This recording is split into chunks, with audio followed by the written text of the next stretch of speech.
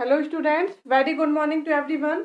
तो हम last class में डिस्कस कर रहे थे वोल्टेज रेगुलेशन। ओके, मैंने आपको बताया था कि वोल्टेज रेगुलेशन हमारा क्या होता है हमारे डिफरेंट डिफरेंट लोड पे, क्योंकि जो ट्रांसफार्मर है वो हमारी एक ऐसी डिवाइस है जो कि तीनों लोड पे वर्क करती है, लैगिंग लोड पे भी, लीडिंग लोड पे भी और हमारी यूनिटी पावर फैक्टर पे भी। ओके, तो हमने लैगिंग लोड पे आप लोगों को डिस्कस किया था, बताया था कि जो हमारा वोल्टेज रेगुलेशन है वो कैसे फाइंड करते हैं फेजर डायग्राम के थ्रू। आज हम डिस्कस करने वाले हैं voltage regulation at leading power factor. Okay, voltage regulation at leading power factor. Leading power factor का मतलब क्या होता है? लोड कौन सा होगा यहाँ पे? Capacitive load. लैगिंग मतलब होता है कि लोड कौन सा हुआ हमारा? Inductive load. लीडिंग मतलब लोड कौन सा हुआ हमारा? Capacitive load. ओके, तो हमने आपको बताया था कि वोल्टेज रेगुलेशन क्या होता है। वोल्टेज रेगुलेशन मतलब क्या होता है? डिफरेंसेस इन वोल्टेजेस, कि जब हम लोड कनेक्ट करते हैं तो जो हमारा वोल्टेज है, टर्मिनल वोल्टेज है, वो हमारा कितना चेंज हो रहा है, तो उन दोनों के बीच का जो डिफरेंस होता है वो क्या होता है? Voltage regulation. ओके, हमने क्या बताया था आपको कि वोल्टेज रेगुलेशन क्या होता है? Voltage at no load minus voltage at load divide by rated voltage. यही बोला था ना कि वोल्टेज रेगुलेशन क्या होता है हमारा, कि नो लोड पे वोल्टेज क्या होगा, मतलब जब हम लोड कनेक्ट नहीं करेंगे उस टाइम पे वोल्टेज क्या होगा हमारा, और जब हम लोड कनेक्ट कर देंगे, अब वो लोड कुछ भी हो सकता है, या तो फुल लोड हो, हाफ लोड हो, 3/4 लोड हो, जो भी हम लोड ले रहे हैं, तो वोल्टेज एट लोड जिस भी जब हम लोड कनेक्ट कर देंगे तो उस टाइम पे टर्मिनल वोल्टेज क्या होगा? Divide by rated voltage. Rated voltage क्या होगा हमारा? मतलब रेटेड जो रेटिंग है, और जो हमारी रेटेड रेटिंग है वो कौन सी रेटिंग होती है? Name plate rating. जो नेम प्लेट पर रेटिंग दी होती है एक्चुअली वो क्या होती है? रेटेड होती है। तो डिवाइड बाय रेटेड वोल्टेज, ये क्या होता है हमारा? Voltage regulation. ओके, तो लास्ट क्लास में हमने लैगिंग का डिस्कस किया था, आज हम लीडिंग लोड पे डिस्कस करते हैं कि क्या होगा। तो मैंने आपको इक्विवेलेंट सर्किट पढ़ाया था। ओके, जिसने नहीं देखा है वो पहले प्रीवियस क्लास देख ले, equivalent circuit of transformer. Okay, तो मैंने आपको एग्जैक्ट इक्विवेलेंट सर्किट ड्रॉ किया हुआ था ट्रांसफार्मर का कि क्या होता है। उसमें मैंने आपको धीरे धीरे करके उसमें अप्रोक्सीमेशंस बताए थे कि या तो हम क्या करते हैं, उसको प्राइमरी साइड रेफर कर लेते हैं सेकेंडरी को, या प्राइमरी को सेकेंडरी साइड रेफर कर लेते हैं। किसी एक साइड हम क्या कर लेते हैं? रेफर कर लेते हैं पूरे सर्किट को। फिर हम क्या करते हैं, जो उसकी संट ब्रांच है उसको क्या कर देते हैं? निग्लेक्ट कर देते हैं। तो पूरा सब कुछ अप्रोक्सीमेशन के बाद जो सबसे लास्ट में हमारा अप्रोक्सीमेट सर्किट आता है वो क्या आता है हमारा? अप्रोक्सीमेट जो इक्विवेलेंट सर्किट था वो हमने आपको ड्रॉ किया था कि कुछ हमारा इस तरीके से होता है।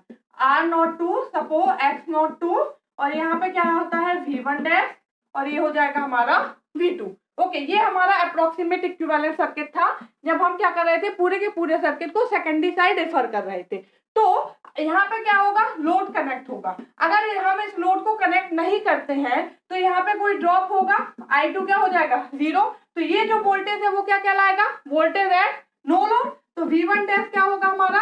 Voltage at no load. Okay, और V2 क्या होगा? Voltage at load. तो इन दोनों का डिफरेंस सबसे पहले फाइंड करेंगे, V1 डैश माइनस V2, फिर इसको डिवाइड कर देंगे हम रेटेड वोल्टेज से, तो हमें क्या होगा? वोल्टेज रेगुलेशन फाइंड हम कर सकते हैं। तो सबसे पहले हमें ये वाली वैल्यू फाइंड करना है कि V1 डैश माइनस V2 क्या होगा। तो इसको हम देखते हैं किस तरीके से फाइंड करते हैं। तो इसको हम voltage V1 dash minus V2 जो हमारा वोल्टेज डिफरेंसेस है, इसको हम फेजर डायग्राम के थ्रू क्या करेंगे? फाइंड करेंगे। ओके, तो ये हमारा क्या है? सर्किट बना हुआ है। R02 X02, ये V2 है, this is I2 and this is V1 dash. Okay, अगर हम इसमें KVL लगाते हैं, KVL लगाएंगे तो क्या होगा? ये करंट ऐसे फ्लो हो रहा है, तो जहां से करंट एंटर करता है this terminal is positive and where it is leave this terminal is negative, same as it is in this condition. Okay, plus and minus. तो अगर हम क्या करते हैं? KVL लगाते हैं, तो मैंने आपको बताया कि हम KVL जब भी लगाते हैं तो कोई भी एक साइन लेके चलते हैं, या तो फर्स्ट साइन लेके चलेंगे या फिर सेकंड साइन लेके चलेंगे। तो हम ऐसे पढ़ते हैं यहाँ पे, तो हम हमेशा फर्स्ट साइन सेकंड साइन लेके चलती हूँ मैं। ओके, तो इसका सेकंड साइन क्या है? प्लस, तो ये क्या हो जाएगा? Plus of V1। इसका सेकंड साइन क्या है? माइनस। यहाँ का ड्रॉप क्या होगा? I2 into R02 minus I2 X02 minus V2 equal to क्या होगा? 0। तो V1 डैश, ये क्या है V1 डैश, तो V1 डैश की वैल्यू क्या आ जाएगी V2 plus I2 R02 plus I2 X02। Okay, एक ये हमारी इक्वेशन आ गई है। इसके थ्रू अब हम फेजर डायग्राम ड्रॉ करते हैं। ओके, अगर हम फेजर डायग्राम ड्रॉ करते हैं, हमने बोला ये कौन सा लोड है हमारा, लीडिंग लोड की बात कर रहा है। लीडिंग लोड है, इसका मतलब क्या है, करंट जो है I2 वो क्या करेगा, लीड करेगा V2 से बाई एंगल फाई 2 मान लेते हैं अपन। ओके, कि जो करंट I2 है वो V2 से, अगर लैगिंग लोड है तो करंट क्या करेगा, वोल्टेज से पीछे होगा, लीडिंग लोड है तो करंट क्या होगा, वोल्टेज से आगे होगा, रजिस्टिव लोड है तो सेम फेस में होगा। ये लीडिंग लोड है, मतलब I2 लीड करेगा V2 से, किस एंगल से, फाई 2। हमने मान लिया कि लोड का एंगल क्या है, फाई 2। ओके, तो ये है हमारा वोल्टेज V2। ओके, ये हमारा वोल्टेज V2 रेफरेंस लिया। अब करंट I2 V2 से क्या करेगा, लीड करेगा, मतलब ये होगा कुछ करंट I2 कितने एंगल से, फाई 2 से। ओके, तो अब ये इक्वेशन बनाना है, V1 डैश क्या होगा, V2 plus I2 R02 plus I2 X02। तो ये V2 हो गया, इसमें क्या क्या जोड़ना है, I2 R02। I2 R02 क्या है, वोल्टेज ड्रॉप है across resistance. Okay, voltage drop across resistance. तो जो वोल्टेज होता है अक्रॉस रेजिस्टेंस के केस में वो क्या होता है, सेम फेज में होता है करंट के। तो अगर I2 ऐसा है तो I2 R0 भी क्या होगा, इसी के फेज में। तो सेम जस्ट ऐसे पैरेलल हम ले आएंगे और यहां से ड्रॉ करेंगे I2 R02। ओके, इसकी हमारी वैल्यू जितना इसका मैग्नीट्यूड होगा वो हम यहाँ पे क्या करेंगे, ड्रॉ करेंगे। ये हो गया हमारा क्या, I2 R02। अब बात आती है I2 X02। ओके, तो ये क्या है हमारा, प्योर रिएक्टिव केस है। तो ये क्या करेगा, I2 से क्या करेगा, 90 डिग्री हमारा लीड करेगा। तो इससे हम यहाँ जाएंगे, ये क्या हो जाएगा हमारा, कुछ ऐसे, ये I2 X02। ओके, और इन सबका रिजल्टेंट क्या होगा हमारा, V1 डैश होगा, V2 plus I2 R02 plus I2 X02 equal to क्या हो गया, V1 डैश। ओके, ये हमारा फेजर ड्रॉ हो गया। अब हम देखते हैं कि किस तरीके से हम सॉल्व करते हैं। हमें क्या फाइंड करना है, V1 dash minus V2। Okay, ये इक्वेशन हमने कर ली। अब इसका कोई काम नहीं है, मैं इसको यहाँ से रब कर देती हूँ।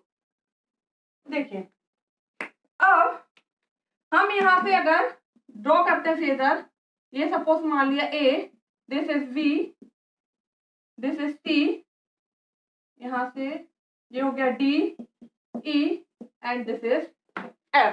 ओके, हमने ये सारा ड्रॉ कर लिया। अब अगर ये वाला एंगल फाई 2 है तो ये एंगल भी क्या होगा हमारा, फाई 2 होगा। ओके, मैथ्स के उससे देखेंगे आप, तो अगर दो पैरेलल लाइन है और ये वाला एंगल, तो ये एडजेसेंट एंगल क्या होता है, सेम होते हैं। तो अगर ये फाई 2 है तो ये भी क्या होगा हमारा, फाई 2 होगा। ओके, ये वाला, हम इस वाले ट्रायंगल की बात कर रहे हैं, मैं यहाँ अलग से ड्रॉ कर लेती हूँ। हम कौन से ट्रायंगल की बात करना है, बी सी एंड डी।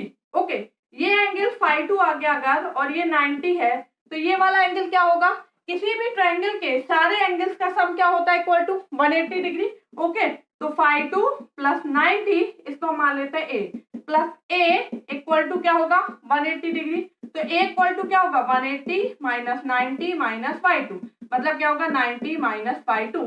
तो ये वाला एंगल कितना आ जाएगा, 90 माइनस फाई 2। यहाँ पे हम लिख देते हैं ये एंगल कितना है, 90 माइनस फाई 2। ओके, अब ये वाली, अब इस एंगल में हम देखते हैं हमें कौन सी वैल्यू पता है, ये पता है, ये क्या है, I2 R02। ओके, तो अगर हम cos थीटा फाइंड करते हैं, cos थीटा क्या होता है, हमने आपको बताया था P, ये मैंने आपको ट्रिक बताई थी लास्ट क्लास में भी, पंडित भोला प्रसाद अपॉन हर हर भोले। ओके, ये जो होता है ये क्या होता है, साइन, ये क्या होता है, cos and this is tan। Okay, तो सपोज हमें क्या करना है, साइन थीटा फाइंड करना है। ओके, तो साइन थीटा अगर हम यहां से देखेंगे, sine of phi 2, sine phi 2 क्या होगा, परपेंडिकुलर डिवाइड बाय हाइपोटेन्यूस। तो इसका परपेंडिकुलर क्या होगा, ये वाली चीज DC डिवाइड बाय क्या होगा, BD। और अगर मान लो cos फाइंड करते हैं, cos ऑफ फाई 2, तो क्या होगा, बेस, बेस क्या होगा, BC डिवाइड बाय हाइपोटेन्यूस क्या होगा, BD। ओके, तो अगर हम यहाँ से देखें तो BC इक्वल टू क्या होगा, cos phi 2 इंटू BD, और BD की वैल्यू पता है कितना है, I2 R02। तो BC इक्वल टू क्या हो गया हमारा, cos phi 2 into I2 R02।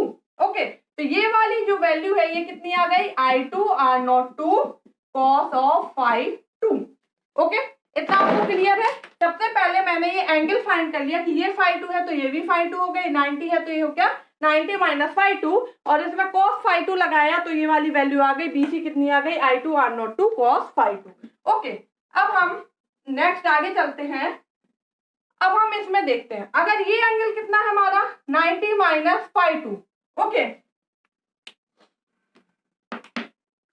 ये देखिए यहाँ पे आप बात करें, ये दोनों क्या है, पैरेलल है, ED और BC, और ये हमारी एक लाइन है। तो ये वाला एंगल और ये एंगल क्या होंगे, सेम, एडजेसेंट एंगल सेम होंगे। तो अगर ये वाला एंगल phi 2 है तो ये एंगल और ये एंगल क्या होंगे, सेम होंगे, ये और ये क्या होंगे, सेम होंगे। ठीक है, तो अगर ये वाला एंगल phi 2 है तो ये एंगल भी क्या आएगा हमारा, phi 2। ओके,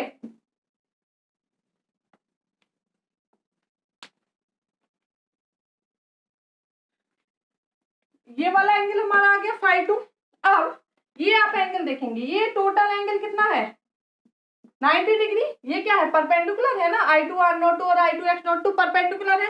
ये एंगल phi 2 आया तो ये वाला एंगल कितना आएगा, 90 माइनस phi 2, क्योंकि ओवरऑल एंगल तो 90 है, उसमें से phi 2 सब्ट्रैक्ट कर देंगे तो ये कितना आ जाएगा, 90 माइनस phi 2। ओके, अब हम इस ट्रायंगल की बात करते हैं, यहाँ देखिएगा, इसलिए मैं इंडिविजुअल ड्रॉ कर रही हूँ ताकि आप लोगों को क्लियरिटी हो, कोई भी प्रॉब्लम ना हो। ED एंड F इस ट्रायंगल की बात कर रहे हैं, तो ये वाला एंगल हमने देखा कितना आया, 90 माइनस phi 2। ये वाला एंगल कितना है, 90, तो ये वाला एंगल कितना होगा, वही सारे एंगल्स का सम कितना होता है, 180 डिग्री। तो ये कितना होगा, 90 plus 90 minus phi 2 plus B equal to 180 degree. ये 180 से 180 कट गया, B इक्वल टू कितना आया, phi 2। मतलब ये वाला एंगल कितना हो जाएगा, phi 2। ओके, तो ये वाला एंगल कितना हो गया है हमारा, phi ऑफ 2। ओके, अब अगर हम यहाँ से फाइंड करते हैं suppose sin phi 2, sin phi 2 हम फाइंड करते हैं, तो sin क्या होता है, परपेंडिकुलर डिवाइड बाय हाइपोटेन्यूज। तो sin of phi 2 equal to क्या आएगा, इसका परपेंडिकुलर क्या है, इसके सामने वाला मतलब ED डिवाइड बाय हाइपोटेन्यूज क्या है, f ऑफ d। तो यहाँ से ED इक्वल टू क्या आ जाएगा, FD into sine of phi 2, और FD की वैल्यू कितनी है, I2 X02। तो ये कितना हो जाएगा, I2 X02 sine of phi 2। ED equal to क्या आ गया, I2 X02 साइन phi 2। तो ये ED की वैल्यू कितनी आ गई है हमारी, ED की वैल्यू कितनी है, ये I2 X02 sine of phi 2। Okay,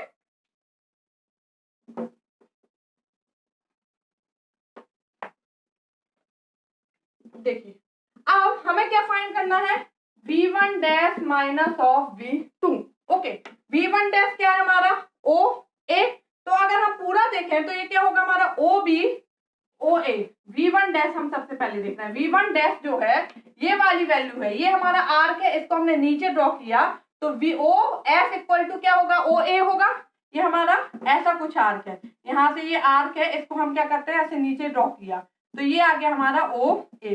तो OA क्या है, इसके V1 डैश के बराबर होगा। ओके, तो OA फाइंड करना है, V1 डैश बराबर क्या है, OA। अब OA को हम कैसे लिख सकते हैं, अगर हम ये लिखते हैं OB plus BC, OB plus BC minus of AC, तो क्या हो जाएगा, OA के बराबर होगा कि नहीं। देखिए हम क्या लिख रहे हैं, OA plus OB plus BC, उसमें से हमने ये वाला पूरा माइनस कर दिया तो ये किसके बराबर आएगा, OA के। ओके, अब OB क्या है, ये OB क्या था हमारा, ये अपन लिखा ना V2 plus I2 R02 plus I2 X02। तो ये क्या है, V2 प्लस BC, ये हम फाइंड कर चुके हैं, कितना है, I2 R02 cos of phi 2 minus AC कितना है, ये AC टोटल हमने निकाला I2 X02 साइन phi 2। तो कितना आ जाएगा, I2 X02 sine of phi 2। ये कितना आ गया, V1 डैश। अब इसको हम इस साइड ले जाते हैं तो V1 dash minus V2 equal to कितना आ गया, I2 R02 cos of phi 2 minus I2 x02 sine of phi two. Okay, हमें यही पता करना था। वोल्टेज रेगुलेशन फाइंड करने के लिए उसका जो फॉर्मूला है वो क्या था, V1 dash minus V2 divide by V rated. तो ये हमें मिल गया है, इसको हम V रेटेड से डिवाइड कर देंगे तो क्या आ जाएगा, वोल्टेज रेगुलेशन। ओके, तो आपने देखा कि क्या आया, I2 R02 cos phi two minus I2 x02 sine phi two. वही जब हम लैगिंग लोड की बात कर रहे थे तो यहाँ पे कौन सा साइन था, प्लस साइन था। Okay, I2 R02 cos phi two plus I2 x02 sine phi two. और लीडिंग लोड में क्या होगा, I2 R02 cos phi two minus I2 x02 sine phi two. Okay, ये हो गया हमारा V dash V1 dash minus V2। अब voltage regulation क्या होगा, वोल्टेज रेगुलेशन क्या होगा, V1 dash minus V2 divide by V rated.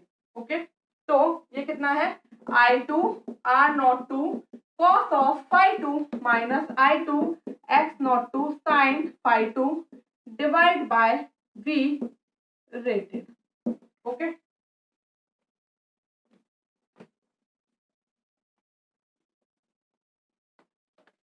अगर हम इसको इंडिविजुअल डिवाइड कर लें तो I2 R02 cos phi two divide by V rated minus I2 x02 sine phi two divide by V of rated. Okay, V rated की जगह हम क्या लिख सकते हैं, I rated I2 rated into Z base. होगा कि नहीं होगा हमारा, क्योंकि V इक्वल टू क्या होता है, I into Z. Rated value है तो हमारा अपन सेकेंडरी साइड लेके चलते हैं, तो I2 rated into Z base. यहाँ भी क्या आ जाएगा हमारा, I2 rated into Z base.